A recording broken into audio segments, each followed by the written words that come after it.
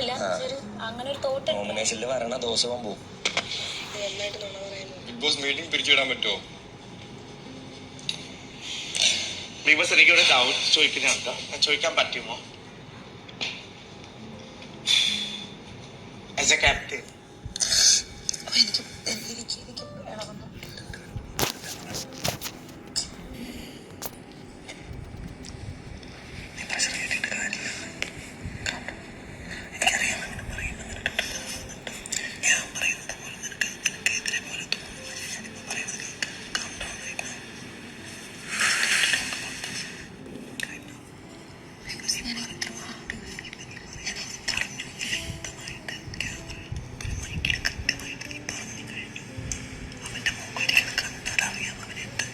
എല്ലാവർക്കും പിരിഞ്ഞു പോകാം.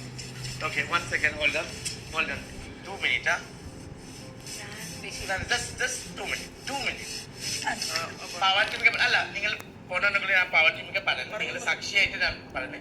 പവർ ടീം നിങ്ങൾ പ്ലീസ് ഒരു അങ്ങോട്ടും ഇങ്ങോട്ട് ഫൈറ്റ് ചെയ്ത് കൂടുതൽ നിങ്ങൾ അങ്ങോട്ടും ഇങ്ങോട്ട് മനസ്സിലാക്കിയിട്ട് നിങ്ങൾ അങ്ങോട്ടും ഇങ്ങോട്ട് പ്ലീസ് ഹാൻഡിൽ ചെയ്യും. കാരണം എനിക്ക് ആസ് എ ക്യാപ്റ്റൻ പവർ ടീമിക്ക് ഹാൻഡിൽ ചെയ്യുന്ന ഒരു അവകാശം ഉണ്ടെങ്കിൽ ഞാൻ സൈറ്റ് പറയുന്ന എല്ലാവരുടെ ബേസ് കൂടി കളഞ്ഞിട്ട് ഞാൻ ബിഗ് ബോസ്ക്ക് തിരിച്ചു കൊടുക്കാൻ പവർ ഉണ്ടെങ്കിൽ ഞാൻ അങ്ങനെ ചെയ്യും. കാരണം ഇപ്പൊ നടക്കുന്ന ഭയങ്കര മോശമാണ്.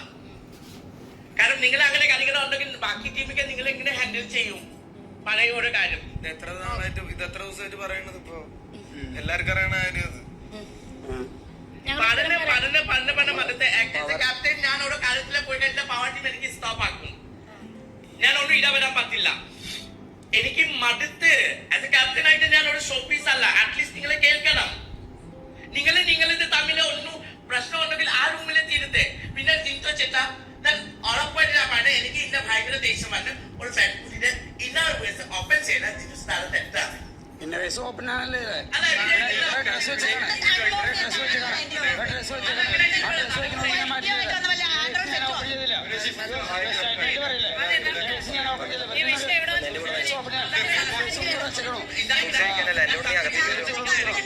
ഷറിനെ അവിടെ ഇവിടെ പോയി പറഞ്ഞു.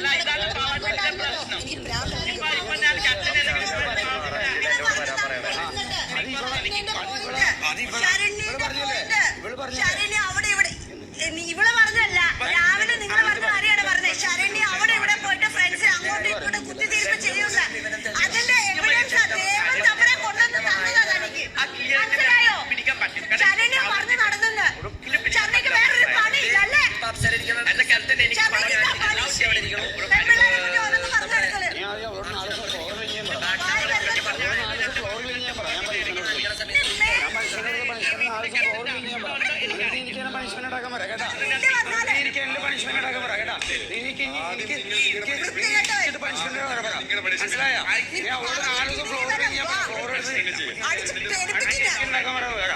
ഞാൻ ഫ്ലോർ കഴിഞ്ഞത് നിങ്ങൾ പണിഷ്മെന്റ് ഒന്നുമില്ല.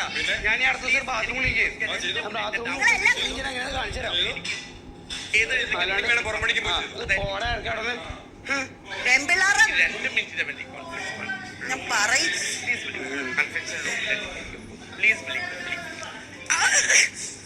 കാരണം ക്യാപ്റ്റൻ എന്തെങ്കിലും പറയുന്നെങ്കിൽ പവർ ടീം ഇറങ്ങിപ്പോലെ. സർവാധികാരം ഒന്ന് പവർ ടീം എങ്ങനെ സംസാരിക്കണേ? I told him now he has something in his head. എത്ര പേരോട് ഇങ്ങനെ ഗോസിപ്സ് എന്റെ പേര് പറഞ്ഞിട്ടുണ്ടോ? എത്ര പേര് എന്നെ നെഗറ്റീവ് വിചാരിക്കുന്നുണ്ടോ? ഞാൻ അറിയുന്ന പോലും ഇല്ല.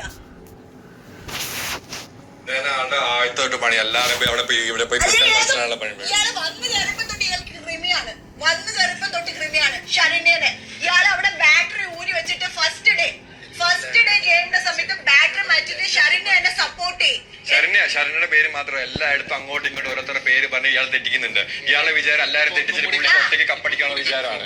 ഇപ്പൊ കൺഫേം ആയില്ലേ? ബാക്കിയുള്ളവർക്ക് മനസ്സിലായല്ലോ. നീ ഒന്ന് കഴിക്കും പേരൊന്ന് പറയുന്നുണ്ട്. കൺഫ്യൂസിംഗ് ആണ്. അയ്യോ ആൾക്കാരെ കാണിച്ചു തന്നല്ലോ അമ്മേ. Thank you. എന്നാടാ നിന്റെ ചെരുപ്പ്. വേറെ ചെരുപ്പിടണ്ടേ? എന്റെ കൈ ഉണ്ടല്ലോ പട്ടി പൂച്ച. ഇങ്ങനെ ആൾക്കാർ എങ്ങനെ ഈ ആള് അസിംഗമാ പേസணும். இந்த നോക്കിയിരിക്കണു, ഞാനും ഇങ്ങനെ നോക്കിയിരിക്കുന്നു. ഇതെന്താ സംഭവിക്കണെന്ന് ശരണ്യ പറഞ്ഞു നടക്കും. എന്നോട് ആരെങ്കിലും പറഞ്ഞോണ്ടല്ലോ ഇയാളുടെ പേരിന് വെട്ടി കൊല്ലും. കാലത്ത് ജാസ്മിൻ ചോദിച്ചില്ല, നിങ്ങൾ വേറെ ആരോടും പറഞ്ഞില്ല, അപ്പൊ ഇതാ മീനിങ്. ഇതായിരിക്കും അവക്കിട്ട് ഓൾറെഡി അപ്പൊ ആ കുട്ടി അത് മനസ്സിൽ വെച്ചോണ്ടിരിക്കുമായിരിക്കും. അത് ഞാൻ ഇപ്പോഴും ക്ലിയർ. നിങ്ങൾ അങ്ങനെ പറയില്ല എന്നുള്ള ബോധം അവക്കുണ്ട്. അതുകൊണ്ടാണ് അവളെ മനുഷ്യൻ എന്നെ അവിടെ പോയിട്ട് പറഞ്ഞത് 5-6 പേര് നിങ്ങളുടെ റൂമിൽ നിന്ന് 2 പേരെന്ന്. നിങ്ങളെ വിശ്വസിച്ചു. അല്ല അത് പോയി പൊയ്യാണ്.